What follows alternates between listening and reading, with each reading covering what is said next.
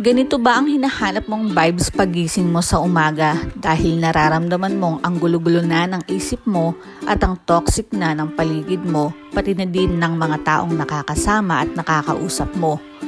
Kaya gusto mo munang dumisconnect sa ingay at pressure ng syudad na umuubos ng lakas at pagkatao mo.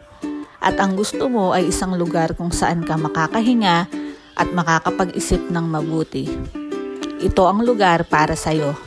Panoorin mo ang bidyong ito dahil sobrang budget-friendly lang ng nahanap kong beachfront resort sa barangay na ito.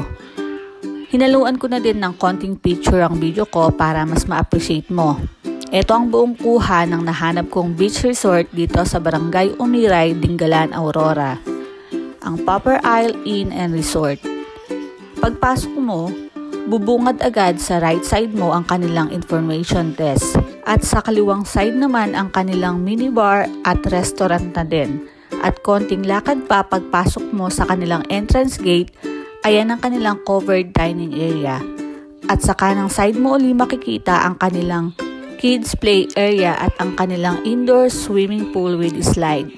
Nung nakontak ko ang kanilang FB page para magpa-reserve ng room, wala na pala akong choice dahil 4 na lang na budget room na no aircon ang available nila.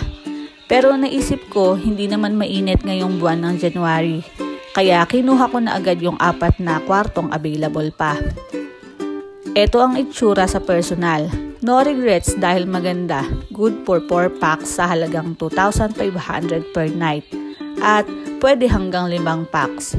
Additional 300 per head pag mag-exceed kayo sa number of packs.